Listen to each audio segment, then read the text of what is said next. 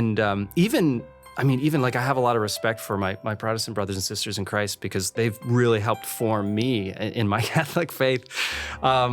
Praise be to God. And one of the things that I found really, really compelling and moving was because I've traveled to so many different Protestant churches.